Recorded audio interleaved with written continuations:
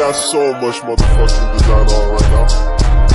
Bring it down, bring it down, bring it down. I got 3 whole thoughts, I'm the guap, bitches on the line, and you know.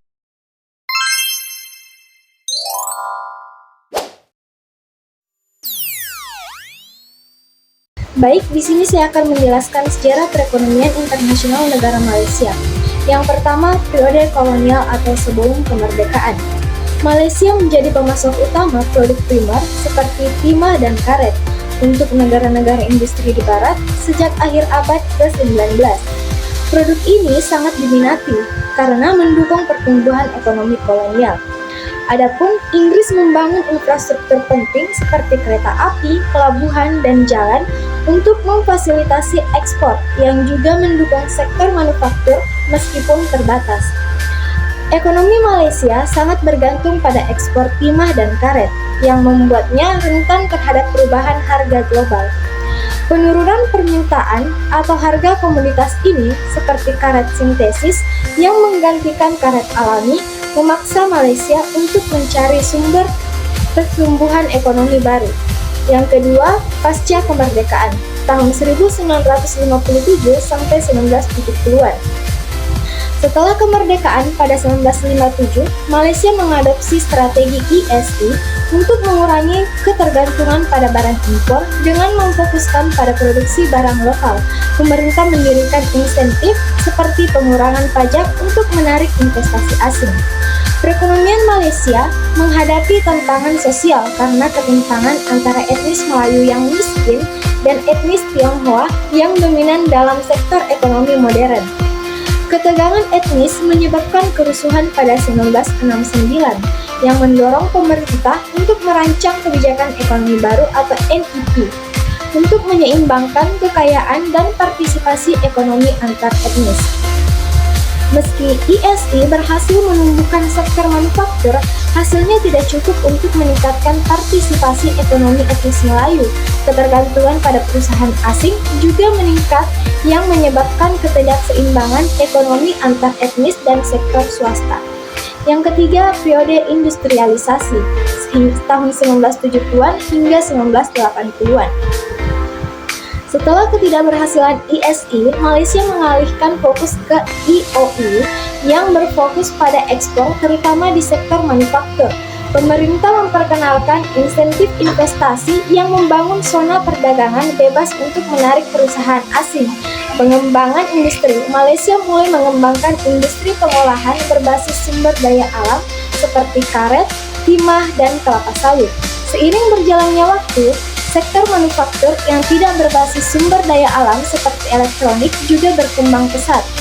Perusahaan asing, terutama dari Jepang dan Amerika, memainkan peran penting dalam memajukan sektor elektronik dan tekstil, memberikan kontribusi signifikan terhadap ekspor Malaysia. Yang keempat, dampak krisis keuangan dan perubahan kebijakan tahun 1990-an hingga 2000-an. Krisis 1997 sampai 1998, Malaysia mengalami dampak negatif dari krisis keuangan Asia yang menyebabkan penurunan tajam dalam nilai mata uang dan pertumbuhan ekonomi. Pemerintah mengadopsi kebijakan yang lebih proteksionis, termasuk kontrol modal dan kebijakan stabilitas mata uang.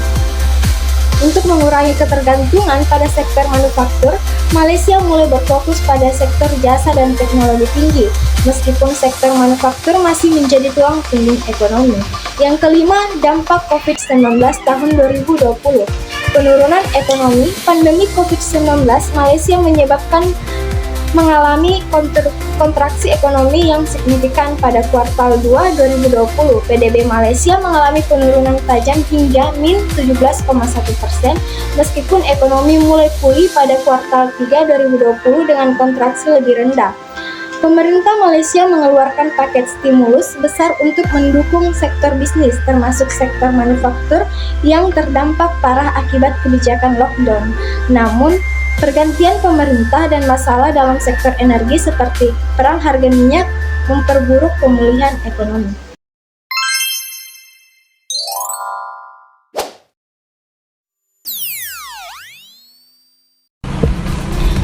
Analisis kebijakan perdagangan internasional Malaysia.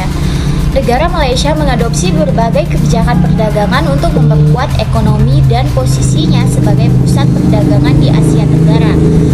Beberapa kebijakan utama yang diterapkan adalah yang pertama, kebijakan ekonomi baru.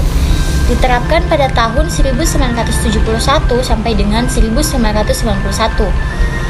Bertujuan mengatasi kesenjangan sosial ekonomi antara etnis Melayu dan non-Melayu dengan memberikan prioritas pada orang Melayu dalam pekerjaan, pendidikan, dan akses ke sektor-sektor strategis. Yang kedua, ada kebijakan ekonomi baru atau NEP. Setelah NEP, Malaysia fokus pada transformasi ekonomi menuju sektor manufaktur dan teknologi tinggi dengan mendorong investasi asing dan pengembangan infrastruktur yang mempercepat pertumbuhan ekonomi pada tahun 1980-an sampai dengan 1990-an. Perjanjian Perdagangan Bebas atau FTA. Malaysia aktif dalam berbagai perjanjian perdagangan seperti ASEAN Free Trade Area atau yang biasa disingkat menjadi AFTA dan Trans-Pacific Partnership atau yang biasa disingkat menjadi TPP untuk meningkatkan perdagangan internasional. Kemudian keunggulan geografis.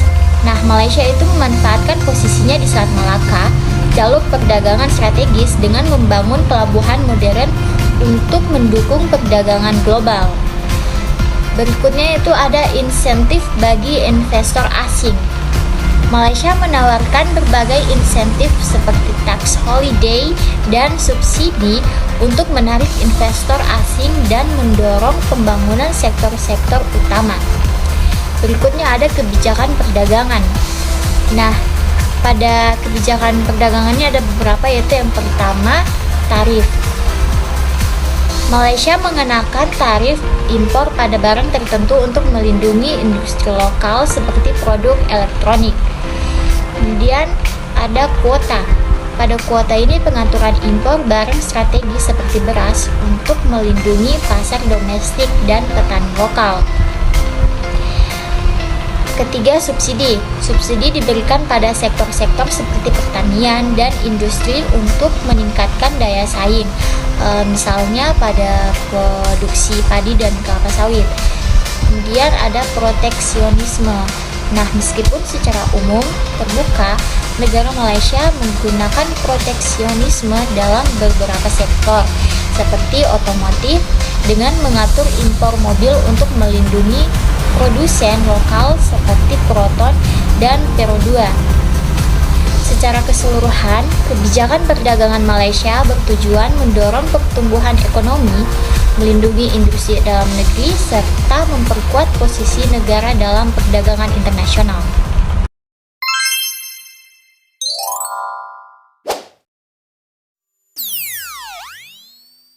Di sini saya akan memaparkan materi tentang peran negara Malaysia dalam organisasi internasional. Nah, jadi Malaysia itu memainkan peran penting dalam berbagai organisasi internasional, antara lain yang pertama, Perserikatan Bangsa-Bangsa atau disebut dengan PBB. Malaysia itu bergabung dengan PBB pada tahun 1957 dan telah aktif dalam berbagai misi penjaga perdamaian sejak tahun 1960. Negara ini itu berkomitmen terhadap multilateralisme dan kontribusinya itu untuk perdamaian global. Dan Malaysia juga itu berperan dalam pelatihan personil pemeliharaan perdamaian melalui Pusat Pemeliharaan Perdamaian Malaysia atau disebut dengan MPC. Nah, yang kedua itu Organisasi Perdagangan Dunia atau WTO. Nah, Malaysia itu menjadi anggota sejak tahun 1995. Malaysia mendukung sistem perdagangan multilateral berbasis aturan yang adil dan transparan.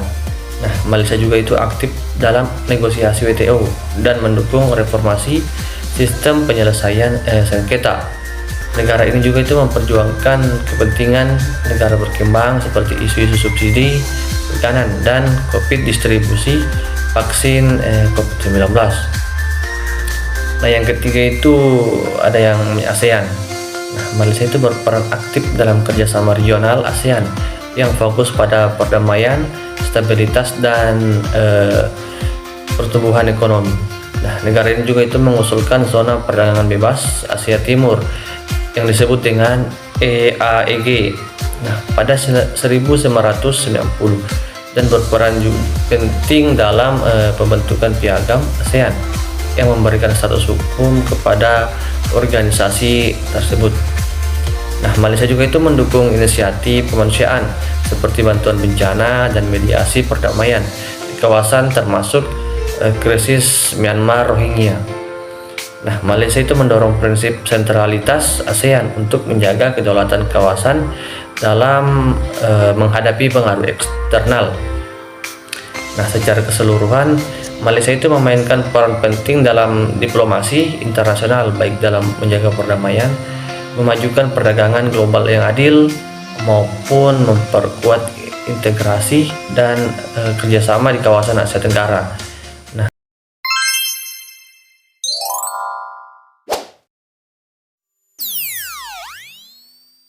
di sini saya akan menjelaskan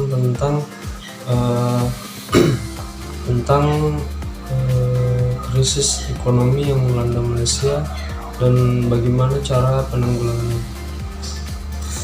Malaysia adalah salah satu negara berkembang di Asia Tenggara pernah menghadapi beberapa krisis ekonomi besar seperti krisis finansial Asia pada tahun 1997 sampai 1998. Kejatuhan harga minyak pada tahun itu sangat mempengaruhi terjadinya krisis ekonomi. Sementara itu, Malaysia adalah salah satu negara penghasil minyak. Penyebab krisis ekonomi Malaysia adalah krisis finansial, penurunan nilai mata uang ringgit terhadap dolar AS, aliran modal keluar yang besar-besaran, ketergantungan tinggi pada sektor ekspor, penurunan harga minyak dan komoditas. Malaysia adalah salah satu penghasil minyak dan gas. Penurunan harga global mempengaruhi pendapatan harga dan krisis ini menyebabkan pemerosotan ekonomi yang signifikan dengan penurunan pertumbuhan ekonomi, pengangguran yang meningkat, dan nilai mata uang yang jatuh. Cara Malaysia mengatasi krisis: pemerintah Malaysia dan dipimpin oleh Perdana Menteri Mutahir Mohamad segera mengambil langkah-langkah untuk menstabilkan perekonomian. Salah satunya adalah dengan menerapkan kendali modal yang meliputi pembatasan terhadap aliran uang keluar dan kontrol terhadap transaksi mata uang asing. Krisis ekonomi pada tahun 1997 sampai 1998 berakhir dengan pemulihan yang relatif cepat di Malaysia. Kebijakan yang diambil oleh pemerintah berhasil menstabilkan ekonomi meskipun dengan beberapa ketergantungan sosial dan ekonomi yang masih ada.